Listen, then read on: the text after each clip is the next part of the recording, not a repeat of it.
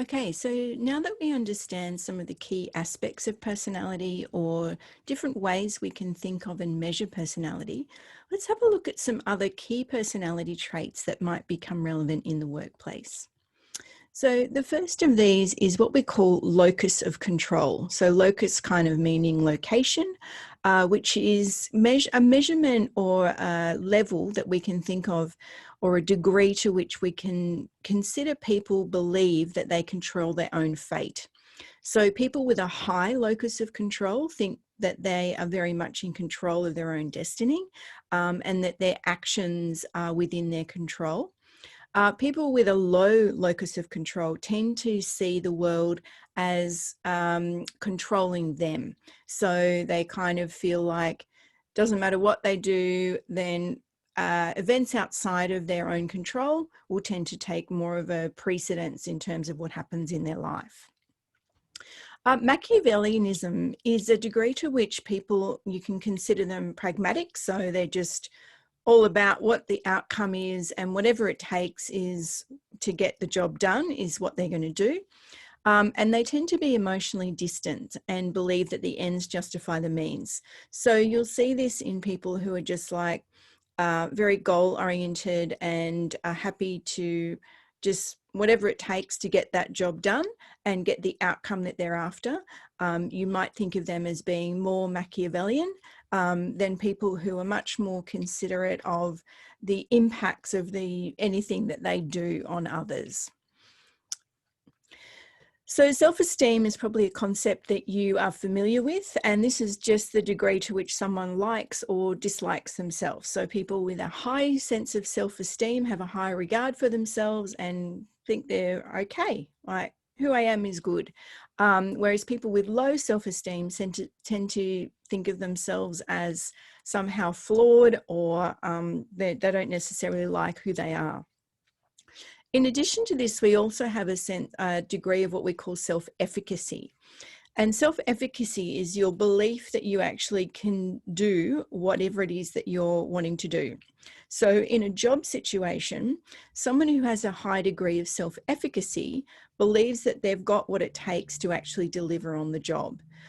And you might see that happen sometimes where people doubt themselves, or feel like they either aren't qualified enough or skilled enough to do a particular job. You would then say that they have a low sense of self-efficacy, and you might need to help them build up their sense that I can actually do this. We then have the idea of what we call self-monitoring. So this is the people, you can think of this as, as the name suggests, that they're actually monitoring what's going on around them. They're actually noticing. So people who are low in self-monitoring, they don't tend to, these are the people with no filter.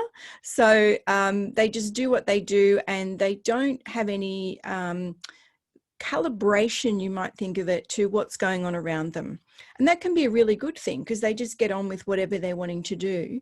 Whereas people who are high in self-monitoring are the ones that adjust a lot to whatever the situation is.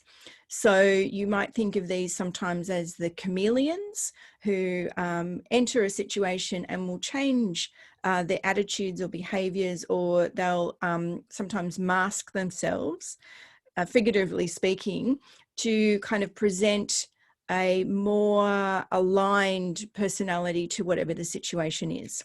And so these things aren't necessarily right or wrong, but they can help you as managers understand, and help you understand in yourself, which one are you sort of more inclined to. Are you a low self-monitor who just doesn't really care what's going on around you and you're just getting on with whatever you're wanting to do? Or are you someone who tends to make a lot of adjustments to the situation that you're in, and kind of are aware of what's going on around you and adjust accordingly?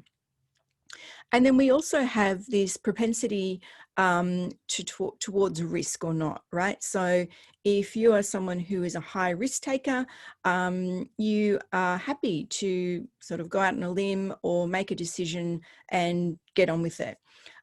Whereas people who are lower in the personality trait around risk-taking tend to take a bit longer to make decisions, and tend to be a bit more methodical about how they make decisions as well. So depending on the type of job you're in and the personality you are, this may or may not be a good fit. So if you're in a situation where you need to make a lot of rapid decisions and you're not much of a risk taker, that could make you a bit uncomfortable. And similarly, if you're in a job that, you know, you're very good at making decisions and just getting on with things, I'm thinking about a friend of mine who is very high risk taking, just makes decisions on the spot and is just happy to go with them. And for years, she worked as an accountant. And it was a total mismatch because she was always just feeling like she couldn't just move. And so we've got to be thinking about this alignment and then helping people to adjust or calibrate if they're in a job that requires less or more of whatever these personality traits may be. So in the next video, you're going to have a look a little bit more about this idea of personality and job fit, looking at Holland's model, where you'll get another sort of framework for understanding people's personality, but particularly in the context of the kind of work that they might be best aligned to. And then you'll see me in the next video that comes after that one, where we're going to start looking at the concept of perception.